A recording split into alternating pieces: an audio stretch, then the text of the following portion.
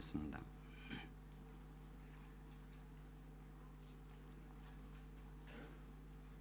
청년부는 말씀 읽을 때 서서 읽어요. 당황하지 마시고. 자, 같이 읽겠습니다. 시작. 청년이여, 내 어린 때를 즐거워하며 내 청년의 날들을 마음에 기뻐하여 마음에 원하는 길들과 내 눈이 보는 대로 행하라. 그러나 하나님이 이 모든 일로 말미암아 너를 심판하실 줄 알라. 아멘. 네, 자리에 앉아주시고요. 세상이 참 빨리 변하죠. 이 부분에 대해서 여러분들 잘 알고 계십니다. 하루가 다르게 새로운 기술이 나옵니다. 그렇죠? 문화도 제도도 정치 구조도 숨가쁘게 변합니다. 그러다 보니까 이 세대 간의 격차가 날로 심해져 간다라는 말이 있는데, 여러분들은 부모님과 대화가 잘 통하십니까? 여러분 표정을 보니까 잘 통하는 분도 있고 그렇지 않은 분들도 있는데, 제가 청년들과 대화하면서 가끔 이렇게 놀라고 당황스러운 일이 몇 번 있는데요. 청년들을 만나서 개인적으로 물어보면 너가 예수님을 개인적으로 언제 믿게 됐냐? 라고 물어보면 대부분 이렇게 얘기합니다. 청소년 때 혹은 대학교 때 어떤 집회를 통해서, 컨퍼런스를 통해서, 그리고는 어떤 사람은 아주 최근이라고 얘기하는 사람도 있어요. 이게 왜 놀라운가 하면 그 청년들의 대부분이 모태신앙이에요. 그러니까 이것은 무엇을 얘기하냐면 그 청년들의 부모님들은 꽤 오랜 시간 동안 속아왔다, 그 말입니다. 부모님들이 많이 속고 있다, 그런 얘기죠. 교회를 그냥 다닌 겁니다. 안 나가면 고난과 핍박을 당하는 그런 상황이 생기기 때문에 교회를 그냥 나가 주었다, 이런 얘기죠. 하지만 그 청년은 실제로 아주 오랜 시간 동안 예수님과 관계가 없는 사람이었다는 거죠. 그저 교회만 왔다 갔다. 한 청소년 사역자가 저와 얘기하다 이런 얘기를 했습니다. 해외로 나가야만 해외 선교가 아닌 것 같다. 청년들을 선교하는 것이 꼭 해외 선교랑 비슷하다. 청소년은 더 심해서 미전도 부족 같고 유치부와 유아부는 아예 그 지구인이 아니고 외계인 같다, 이런 얘기를 했습니다. 그만큼 다르다. 부모님과 자녀가 서로 말을 하는데 말을 하는 것 같지만 서로 의미 있는 소통, 커뮤니케이션은 전혀 이루어지지 않는 것 같아요. 그래서 지금 이 동시대에도 이렇게 언어가 같은데도 말이 안 통하니 수천 년 전 쓰여진 성경 속에 나오는 이야기들은 더 이상 믿지 않으려고 많이 얘기합니다. 왜요? 시대에 너무 뒤떨어졌다.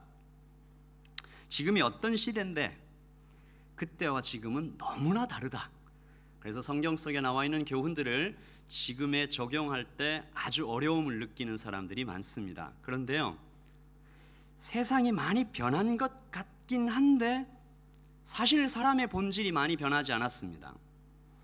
입고 있는 옷이 좀 다르죠. 말 타고 다니다가 차 타고 다닙니다. 편지를 보내다가 이메일과 전화를 하는 것 좀 달라졌지만 사람의 본질이 전혀 변하지 않았습니다. 1000년 전에도 사람은 죄인이었고 지금도 그렇습니다. 태어나면 자라고 사춘기를 지나고 결혼하고 애 낳고 살다가 늙으면 죽는다. 하나도 안 변했습니다. 인간 실존이 똑같고 생로병사 희노애락이 똑같아요. 사람 거의 변하지 않았습니다. 그러므로 성경을 읽을 때 우리는 언제나 이 성경을 현재로 읽을 수 있다, 이런 얘기입니다.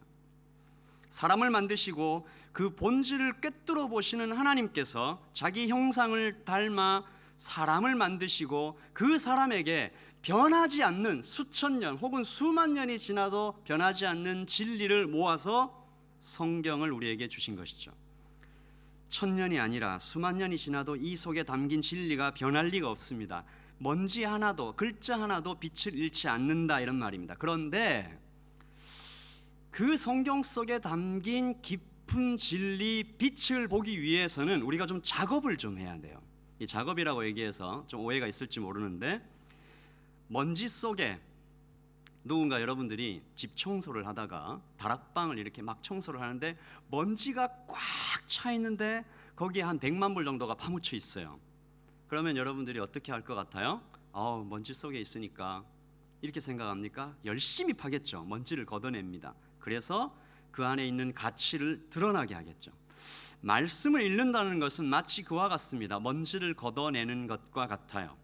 성령님께서 먼저 우리가 읽는 성경에 빛을 비춰 주셔야 합니다. 그러면 진리가 드러나죠. 근데 또 하나 있습니다.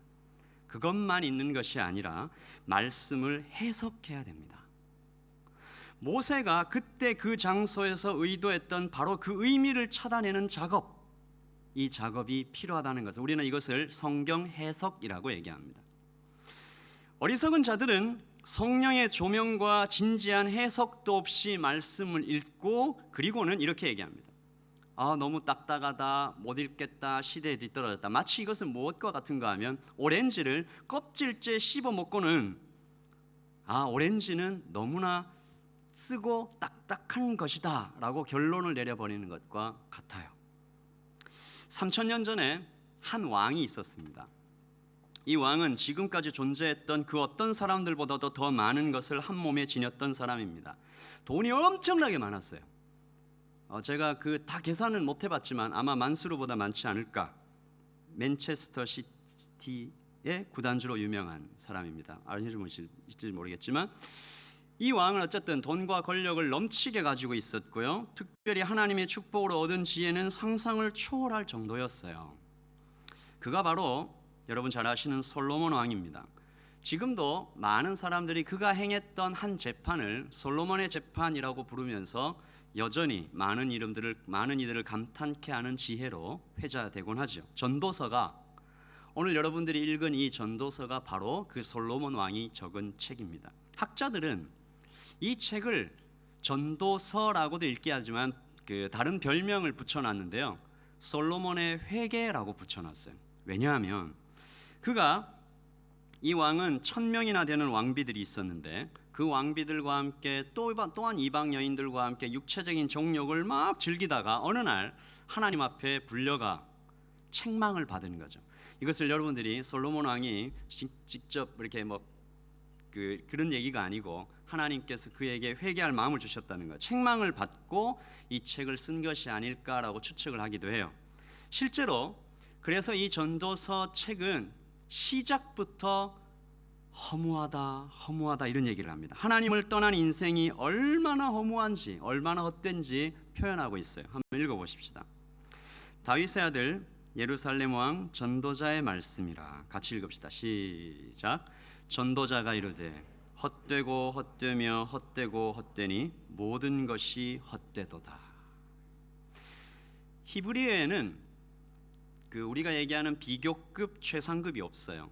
better, best 이런 표현이 없어요. 단 그 표현을 하려면 같은 말을 여러 번 반복하는 거예요. 2번 하면 굉장히 중요한 거고 3번 하면 최상급입니다. 여기 몇 번 얘기했죠? 헛되고 헛되며 헛되고 헛되니 모든 것이 헛되도다. 최상급의 표현을 쓴 겁니다. 그리고 나서 1장의 마지막 부분에서는 지혜가 헛되다, 2장에서는 화려한 집, 많은 여자들이 다 헛되다, 권력이 다 헛되다, 솔로몬 왕의 고백이 이어집니다. 그리고 그가 전도서 전체에서 계속 후회하는 것이 있어요. 그 후회가 이겁니다. 나는 왜 하나님을 잊었을까? 첫사랑을 왜 잊었을까? 첫 마음을 왜 잃어버렸을까? 왜 나는 나를 지나치게 믿었을까? 그가 12장에 이르고 나서 청년의 때를 회상하면서 이렇게 경고하죠. 12장 1절입니다. 같이 읽읍시다. 시작. 너는 청년의 때에 너의 창조주를 기억하라. 곧 곤고한 날이 이르기 전에 나는 아무 낙이 없다고 할 해들이 가깝기 전에 해와 빛과 달과 별들이 어둡기 전에 비 뒤에 구름이 다시 일어나기 전에 그리하라. 너는 청년의 때에 너의 창조주를 기억하라. 이 얘기가 무슨 얘기입니까? 이런 얘기입니다. 만약에 그 솔로몬 왕한테 와서 누가 인터뷰를 했다고 생각을 해봐요. 당신의 인생 중에 가장 후회되는 것이 무엇입니까? 라고 물어봤을 때 그는 아마 이렇게 대답했을 거란 얘기입니다. 나는 청년의 때 하나님을 잊은 것, 그것이 가장 후회됩니다. 네, 그렇게 얘기했을지 모를 것 같아요. 교회를 빠진 적은 없었어요. 그러나 진정한 예배는 없었습니다. 돈은 많이 벌었어요. 마음의 평안은 없었습니다. 사람들은 나의 성공을 부러워했어요. 그러나 그의 영혼은 황폐했다라는 것입니다. 오늘 우리는 솔로몬 왕이 그의 인생 전체를 담아서 청년에게 전한 말씀, 그것을 함께 나누려고 합니다. 전도서 전체가 인생들에게 하는 말인데, 이 전도서가 가장 높은 자리에서 왕관을 벗은 이야기죠. 하나님 앞에 엎드려 쏟아놓은 그의 고백이며 교훈이며 명령입니다. 오늘 우리 두 가지 나눌 건데요, 첫 번째부터 하나씩 좀 살펴보죠. 첫째입니다. 같이 읽죠. 시작. 청년의 가치를 알고 이때를 즐기라. 우리 전도서 11장 9절의 큰 주제죠. 전도서 전체의 큰 주제는 두 가지입니다. 해 아래 인생과 해 위의 하나님. 태양 얘기하는 거예요. 태양 아래 인생과 태양 위의 하나님. 하늘 아래 인생과 하늘 위의 하나님. 유한한 인생의 허무함과 무한하신 하나님의 절대성. 하나님 앞에선 떨고 있는 죄인. 전도자가 솔로몬 왕이 인생의 허무함을 깊이 묵상했어요. 그리고 하나님의 절대적인 그 영원성과 그 오묘하심을 또 깊이 묵상했어요. 그 두 가지를 동시에 묵상하고 나서 결론을 내립니다.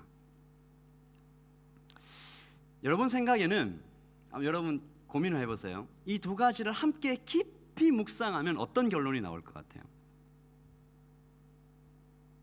여기서 우리가 발을 한번 잘못 디디면 굉장히 이상한 쪽으로 많이 갑니다.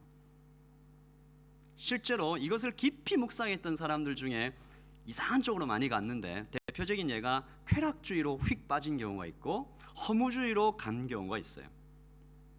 인생의 허무함을 깊이 묵상하다 보니까 그쪽으로 쭉 가버린 거죠. 그리고 하나님의 절대성을 너무 깊이 묵상해가지고 사막의 교부들처럼 세상과 인연을 끊고 아예 자연 속으로, 아예 깊은 산 속으로 들어가 버린 사람들이 있습니다. 전도자가 솔로몬이 내린 결론은 이것입니다. 한번 따라 하시죠. 생명은 선물이니 생명을 즐기라. 왜 이런 결론이 나왔을까요? 인생이 너무 짧기 때문입니다. 하나님에 비해 하나님을 묵상하다가 인생을 묵상하고 생각해보니까 인생이 너무 짧은 거예요. 바람같이 지나가요. 낭비할 시간이 없다. 그런데 그 허무하고 너무 짧은 인생이긴 하지만 그 생명이 누가 주신 것이다? 하나님이 주신 것이다. 그래서 귀하다. 그래, 이 하나님께서 주신 이 귀한 생명을 귀하게 여기고 누리자, 즐기자라는 이야기들이 솔로몬이 얘기한 이 전도서 전체에서 계속해서 생명의 선물이라는 표현이 나오며 감탄을 보냅니다. 우리 한번 질문을 좀, 그렇게 이 정도까지 오면 우리가 질문이 하나 생기죠. 여러분 마음에. 그러면 하나님이 생명의 선물을 주신다고 했는데 이게 생명이 선물인데 왜 이렇게 짧게 주셨을까? 기왕 주실 선물이면 좀 길게 주시면 안 좋은가? 한 1000년 정도? 길게 누리면 얼마나 좋을까? 여기에는 하나님께서 우리 인생을 짧게 하신 이유는 두 가지 정도가 있습니다. 첫 번째는 사람의 인생이 본질적으로 고통이고 짐이기 때문입니다. 저는 여러분들과 함께 예전에 인생의 세 가지 짐이라는 제목으로 설교를 나눈 적이 있는데요, 죄 때문이죠. 사람이 가지고 있는 그 죄의 한계성, 원죄 때문에 인생이 본질적으로 고통이고 짐입니다. 그것을 전도자는 1장 12절과 13절에 이렇게 얘기했는데요, 나 전도자는 예루살렘에서 이스라엘 왕이 되어, 잘 보세요, 13절에요, 마음을 다하며 지혜를 써서 하늘 아래에서 행하는 일을, 모든 일을 연구하며 살핀 즉, 같이 읽읍시다. 이는 괴로운 것이니 하나님이 인생들에게 주사 수고하게 하신 것이라. 인생의 비참함입니다. 물론 우리가 이 땅에서도 하나님의 나라를 경험하며 누릴 수가 있어요. 그러나 온전한 천국과 비교할 바가 아닙니다. 그러므로 우리가 인생이 짧다고 내 인생을 왜 이렇게 험난하냐고 불평만 할 것이 아닙니다. 나의 인생이 험하면 험할수록 우리의 마음에 무엇이 커지나요? 영원을 사모하는 마음이 커지는 거예요. 그래서 제가 최근에 만난 한 집사님은 내 인생이 왜 이렇게 고통스러울까? 왜 이렇게 외로울까? 왜 이렇게 고난이 많을까? 고민하는 중에 하나님이 나를 너무 사랑하시기 때문이다라는 결론에 이르러요. 굉장히 역설적이죠. 그분이 막 울면서 그 얘기를 하는데 그렇다라는 그런 확신이 저한테 들더라고요. 영원을 사모하는 마음이 점점 커져요. 전도서 3장 11절에는 하나님이 모든 것을 지으시되 때를 따라 아름답게 하셨고, 같이 읽어봅시다. 시작. 또 사람들에게는 영원을 사모하는 마음을 주셨느니라. 이 하나님께서 주신 마음이. 저는 지금도 제 아들이 언젠가 한 얘기가 잊혀지지 않는데요. 제 아들이 어릴 때는 굉장히 영적이고 참 좋은 친구였어요. 지금도 그렇긴 해요. 근데 좀 정도가 좀 다른데, 그때는 제 아들과 함께 천국에 대한 얘기를 쭉 나누고 난 이후에 이 친구가 늘 이렇게 얘기를 했습니다. 아빠, 왜 사람들이 오래 살려고 하는지 모르겠어요. 왜 불로장수약 아시죠? 중국의 진시황이 이제 구하러 다녔다는 그 불로장수약을 사람들이 왜 구하는 걸까요? 천국이 이렇게도 좋은데. 솔로몬은 이 짧고 허무한 인생이지만 이 때가 영혼을 준비하는 시간이기 때문에 또한 귀하다고 말합니다. 이게 기회예요, 기회. 아시겠어요? 영혼에 비교하면 우리의 인생이 너무 짧은 것이 축복이에요. 이 짧은 인생 동안 하나님과 더불어 하나님께서 주신 생명을 누리고 즐거워하며 하나님께서 주신 기회를 최대한 활용해서 그 기회를 붙잡을 때, 돌이킬 때, 문이 닫히기 전에, 그 전에 하나님께 돌아와 인생을 즐길 때 우리에게 소망이 있는 것입니다. 그래서 전도서 3장 12절에는 사람들이 사는 동안에 기뻐하며 선을 행하는 것보다 더 나은 것이 없는 줄을 내가 알았다라고 얘기하고요. 사람마다 먹고 마시는 것과 수고함으로 낙을 누리는 그것이 하나님의 선물인 것도 내가 알았도다. 이 생명이 하나님의 선물이라는 얘기를 다시 하는 거죠. 이 귀한 사람의 생명 중에 가장 찬란하게 빛나는 때가 바로 청년의 때입니다. 솔로몬은 전도서 전체에서 소년이여, 청년이여 이라는 표현을 자주 사용하면서 이때가 얼마나 찬란하게 빛나는지 계속해서 얘기해 주세요. 이 진리에 대해서 성경 이야기는 아니지만 버나드 쇼라는 극작가가 한 말이 참 멋이 있습니다. 젊음은 젊은이에게 주기에는 너무 아깝다. 이 때가 다시 돌아오지 않습니다. 그래서 귀하죠. 흔히 어른들이 여러분들을 보고 이런 말을 합니다. 얼굴에서 빛이 난다. 여러분 지금은 몰라요. 그러나 단순히 나이가 어려서 육체가 아직 힘이 있기 때문에 이때가 귀한 것이 아닙니다. 이때의 순간순간들이 여러분의 남은 인생 전체에, 그리고 대부분 여러분의 영혼에 결정적인 영향을 미치기 때문에 이때가 귀한 것입니다. 그런데 아무리 얘기해줘도 모르죠. 그래서 더 귀합니다. 알아듣고 행하면 그만큼 귀하게 쓰임받을 것이기 때문입니다. 독일의 철학자 헤겔은 미네르바의 부엉이는 황혼이 저물어야 날개를 편다라고 했습니다. 지혜가 그렇게 빨리 찾아오지 않는다라는 것이죠. 오늘 말씀에 나오는 내 어린 때를 즐거워하라라는 표현에 나오는 그 어린이라는 말은 성경 전체에서 딱 3번 사용된 표현입니다. 여러분 잘 아시는 새벽 이슬 같은 주의 청년이라는 표현에서 시편에 한번 나오고요. 민수기에서는 택한 자, chosen man으로 번역되어 있습니다. 새벽 이슬이 뭐예요? 모든 생명을 소생시키는 에너지. 택한 자는 뭡니까? 하나님이 쓰시기에 가장 좋은 때다, 그런 의미가 있습니다. 그래서 청년의 때는 언제냐? 생명을 소생시키는, 세상을 소생시키는 하나님의 선택된 때다 하고 우리가 그렇게 번역해 볼 수가 있습니다. 역사는 이것을 증명하고 있죠. 우리가 알고 있는 아주 많은 사람들이, 역사에 지대한 영향을 끼친 많은 사람들이 그의 청년의 때에 쓰임을 받았습니다. 존 칼빈은 26살 때에 기독교 강요의 초판을 쓰지요. 감리교의 창시자 요한 웨슬레가 옥스퍼드 대학에서 홀리클럽을 만들었을 때가 25살입니다. 짐 엘리엇이 선교를 위해 목숨을 바치기로 결단했을 때가 18살이고요. 에콰도르에서 순교했을 때가 29살입니다. 함석헌 선생님은 18살에 3.1운동에 참여했다가 퇴학을 당했고 27살에 오산학교의 교사가 되죠. 김교신 선생이 성서조선을 발행했을 때가 26살입니다. 바보의사 장기려 박사가 조선의 마지막 왕 순종이 돌아가신 후 일주일 동안 만월대에서 기도를 해요. 이때 나이가 15살입니다. 이렇게 기도합니다. 하나님, 이 망한 나라 가운데 하나님의 나라의 뜻이 무엇입니까? 그리고 나라와 민족을 위해 제가 할 수 있는 일은 무엇입니까? 일주일 동안 만월대에서 기도할 때가 15살이었습니다. 이 땅에 하나님께서 귀하게 쓰신 많은 하나님의 사람들이 모두 청년의 때에 하나님으로부터 인생의 깊은 깨달음을 얻죠. 그리고 크게 쓰임을 받습니다. 다시 말해 그들의 생명력이 세상을 소생시켰다, 그렇게 말할 수가 있는 것입니다. 하나님께서 지금도 이 청년들을 부르고 계십니다. 하나님의 선물, 이 청년의 때를 즐기고 기뻐하며 하나님께서 주신 그 거대한 생명력으로 세상을 소생시킬 청년들을 저는 하나님께서 지금도 찾고 계시다고 믿습니다. 온 세상을 두루다니면서 찾고 찾으신다고 표현해도 될 것 같아요. 저는 여기에 있는 마하나임의 청년들이 하나님께서 마침내 찾아내시는 바로 그 청년들이 되시기를 예수님의 이름으로 축복합니다.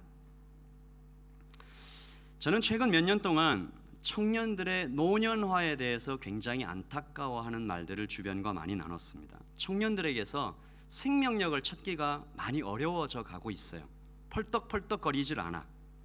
뛰어오르는 생명력이 별로 없어요. 물론 예나 지금이나 클럽에 가면 펄떡거리는 청년들이 아주 많이 보이긴 해요. 그러나 그건 생명력이라기보다는 광란에 가깝죠. 파괴하고 죽이는 악에 가깝다는 생각이 듭니다. 클럽의 유용성에 대해서 저와 변론을 하실 분은 설교 후에 저를 만나주시면 감사하겠습니다. 문제는 그런 세상에 있는 청년들뿐만이 아니라 하나님 안에 있는 청년들도 점점 더 힘이 빠져가는 것 같아요. 생명과 기쁨의 측면으로 청년들을 한번 나눠보면 한 4가지로 나눠볼 수 있는데 이렇게 나눠볼 수 있어요. 하나님 밖에서 기쁨과 생명이 넘치는 청년, 근데 하나님 밖에서도 즐겁지 못한 청년, 하나님 안에서 생명력이 넘치는 청년, 마지막으로 하나님 안에 있는데도 기쁨이 없는 청년. 자, 여러분은 어떤 청춘이십니까? 자신을 한번 평가해보고 옆 사람도 한번 보고. 사람들이 행복하기를 원해요.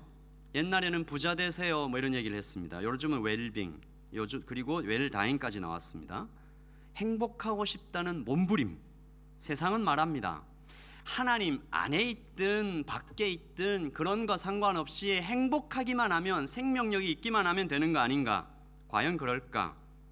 굳이 전도자의 말을 빌리지 않더라도 성도의 측면으로 보지 않아도 이제 세상에서 정상적인 생각만 하는 사람이라면, 정상적으로 이성이 박힌 그 정도의 사람이라면 영혼이 배제된 물질적인 행복은 행복이 아니다는 걸 다 압니다. 이제 안개와 같아요. 그래서 세상 사람들도 나름대로 꽤 치밀하고 정교하게 행복을 찾습니다. 봉사활동, 명상, 좋은 책, 오지를 여행하기도 하고 자원봉사 나가기도 합니다. 마음을 훈련하죠. 나름대로 그들의 인생을, 그들의 청년의 때를 즐기고 기뻐하려는 몸부림이에요. 그런데 하나님 안에 있는 청년들은 왜 이렇게 생명력이 없을까? 그런 고민들을 하게 돼요. 이것은 굉장히 복음주의적이지 않습니다. 복음은 기쁜 거예요. 어째서 하나님 안에 있는데 기쁨도 없고 즐거움도 없는 청년들이 존재하는 것일까? C.S. 루이스는 그의 책 영광의 무게에서 인간의 문제는 너무 많이 기쁨을 누리는 데 있는 것이 아니라 너무 적게 기쁨을 누리는 데 있다고 말했습니다. 기쁨의 신학자 존 파이퍼는 이렇게 말합니다. 사람의 제일 되는 목적은 하나님을 영원히 즐거워함으로써 그분을 영화롭게 하는 것이다. 예배 가운데 하나님을 만나는 것 가운데 기쁨이 있는 거예요. 시편에 나타난 기쁨들을 여러분 한번 읽어보세요. 마약보다 더해요. 제가 마약 해본 적은 없지만 그보다 훨씬 더 좋을 거예요.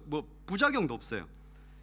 옷이 내려가는지도 모르고 춤췄던 다윗을 기억해봐요.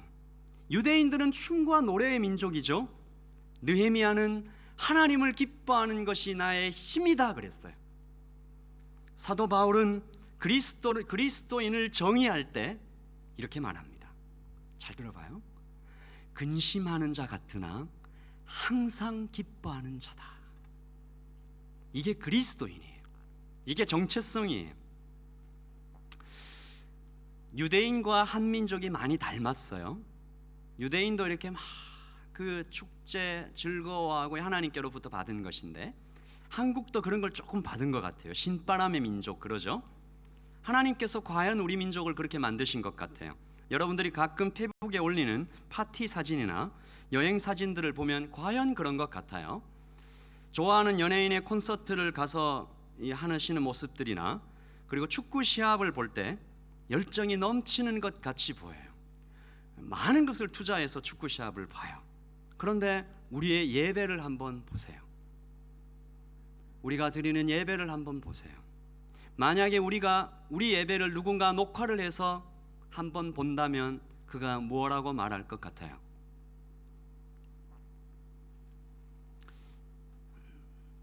왜 그럴까? 왜 우리는 하나님 안에서 충분히 즐겁고 넘치게 기뻐하지 못하는 것일까? 물론 저는 이 예배 드리는 모습, 겉모습만 보고 판단한 것이라고 말하고 싶진 않아요. 그러나 우리 모두가 함께 동의하고 공감하는 것은 우리 삶 전체에 하나님이 주신 기쁨이 턱이 없이 부족하다라는 것입니다. 필립 얀시는 목사님 아들이었어요. 근데 필립 얀시가 기독교를 떠나요. 한참 떠났다가 나중에 돌아오는데 이런 얘기를 합니다. 그 떠났던 이유가 우리 교인들 중에 인생을 즐길 줄 아는 사람을 한 사람도 보지 못했다. 특별히 뉴질랜드의 청년들을 보고 코스타 강사님들이 가끔 이런 얘기를 합니다. 이게 칭찬인 것 같은데 칭찬이 아니에요. 잘 들어보세요. 뉴질랜드 청년들은 참 착하다, 순수하다. 그 안에 있는 깊은 의미는 뭐예요? 열정이 부족하다라는 얘기입니다. 물론 착한 좋은 점이 있죠. 사실 청년들의 열정이 자꾸만 사라져가는 현상은 뉴질랜드만의 문제는 아닙니다. 여러 가지 전 세계적인 한국 청년들 삼포 세대, 연애, 철산, 결혼 표기했다 그런 얘기들을 하는데 꿈을 거세당한 세대, 기쁨이 냉동되어 버린 청년들이 한국뿐만이 아니라 뉴질랜드뿐만이 아니라 전 세계에 있어요. 사랑하는 청년 여러분들에게 이 말씀을 통해서 다시 한번 하나님께서 주신 기쁨을 회복하시기를 권고합니다. 이때야말로 하나님의 명령 앞에 서야 할 때입니다. 그리스도인은 어떤 사람들인가 하면요, 전통과 관습이나 문화가 아니라 하나님께서 말씀하시는 대로 행동하고 생각하는 사람들이에요. 그리스도인들은 성경대로 사는 사람들이죠. 오늘부터 시작해서 기뻐하고 즐거워하는 것을 나의 정서의 기본으로 삼아야 해요. 어떻게 기뻐하고 어떻게 즐길 수 있을까? 이것에 대한 강론은 여러분들이 많이 찾을 수 있을 것 같아요. 제가 몇 가지만 좀 나눌게요. 하루하루를 귀하게 여기십시오. 그리고 실수를 두려워하지 마시고 사람의 도시보다 주님의 자연과 시간을 많이 보내시고 여행을 다니시기를 권고합니다. 그리고 하나님의 말씀 가운데 깊이 잠기시길 바라요. 그래서 이 하나님의 때를, 이 하나님께서 허락하신 이 귀한 청년의 때를 마음껏 누리고 마음껏 즐거워하는 그런 청년들이 되시기를 예수님의 이름으로 축복합니다. 그리고 둘째입니다.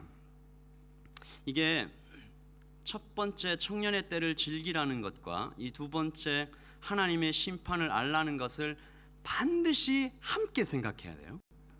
둘 중에 하나만 하면 큰일 나요. 둘 중에 하나만 하면 쾌락주의로 가거나 이게 이상한 쪽으로 염세주의 이런 쪽으로 갈 수도 있어요. 둘째 한번 읽어봅시다. 시작. 하나님의 심판을 알라. 우리 같이 한번 말씀을 다시 읽겠습니다. 시작. 청년이여 내 어린 때를 즐거워하며 내 청년의 날들을 마음에 기뻐하여 마음에 원하는 길들과 내 눈이 보는 대로 행하라. 그러나 하나님이 이 모든 일로 말미암아 너를 심판하실 줄 알라. 아멘. 이거 읽고 살짝 기분이 나쁜 사람도 있을 수 있습니다. 이 뭐 힘이 확 빠지는 소리 같다. 마치 중국집에 가서 마음껏 시켜 이렇게 해놓고 난 짜장면이라고 말하는 사장님 같다. 이런 생각이 들 수가 있어요. 그러나 여기서 사용된 심판이라는 단어는 부정적인 뜻으로만 사용된 것이 아닙니다. 미시파트라는 이 단어는 저지먼트라고 번역되기도 하고 프리빌리지라고도 번역되기도 해요. 특권, 상.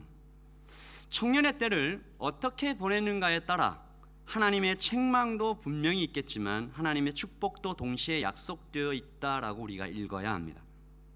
말씀은 청년의 때를 마음껏 즐기라. 그러나 따라하십시다. 하나님께서 모든 순간에 너와 함께 계시다. 이 얘기를 하고 있는 겁니다.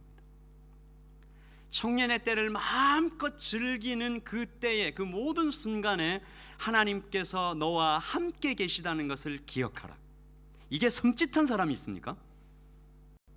그러면 여러분 삶을 바꿔야 되는 거예요. 우리는 보통 하나님께서 당신과 늘 함께 계십니다라는 말을 보장과 번영의 의미로 많이 이해해요. 하나님께서 함께 하시니까 나한테 축복을 많이 주시겠지. 그게 틀린 말은 아니죠.